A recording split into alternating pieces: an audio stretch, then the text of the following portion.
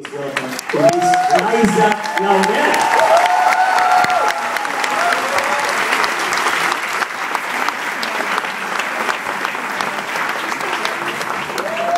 Right.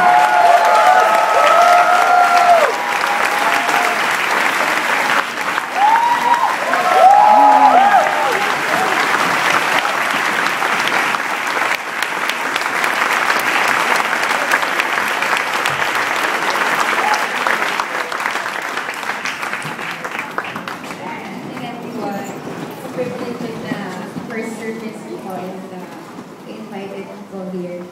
So I just want to share my story. As you all know, I'm a survivor po ng bombing sa last September 26. And it was tragic, pero hindi ko po hinayaan yun na makasira sa buhay ko. And it was naging stronger pa yung faith ko po kay God. After the bombing po, I saw, tumagsik po ako, and then I saw my feet, and I knew that I can't walk. So I prayed to God na sana po, Lord, please save my life. Kasi at that time po pala, 50-50 na ako. And then, sinugod po ako sa ER, and then, at dun po, medyo nag-black na po yung paningin ko. So sabi ko, ano itong katapusan na ba? But hindi pa. And then, I saw a light, tapos na ERC na po, nililinisan ko yung wounds ko. And then, yun na po, pupunta ng OR. I told my mom, don't worry, mommy, I'm okay. And then, we were praying pa.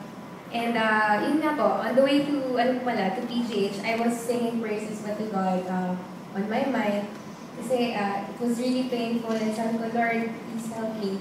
Kasi talagang hindi niya ma-explain kung gaano kasakit.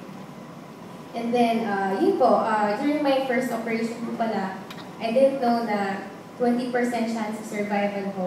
My doctor told me po nung 3 weeks na po ako sa hospital. So, God is great because He saved my life. It's my second time po, and I'm very thankful po for this po. And kasi I always pray to God na, Lord, please use me for your glory. And I want to be someone someday for the country. And yeah, that's what I get. So, yun po, be careful with what you pray for. Yun po.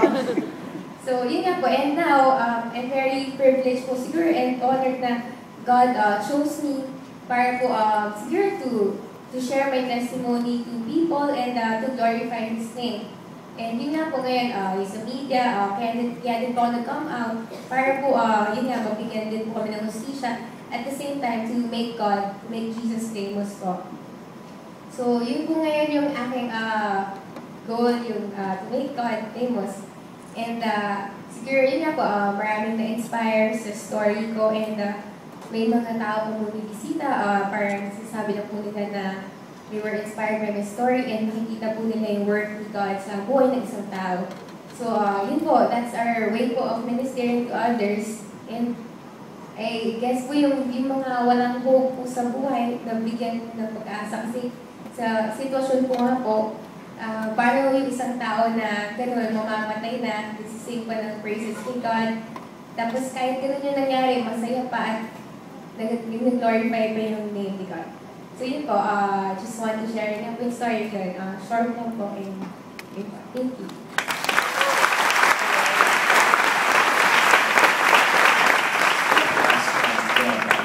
Everyone please lay hands on Raisa. Kaya si Pastor come here on stage. I'd like to pray for her. Tomorrow, yung Raisa, di ba yung hearing?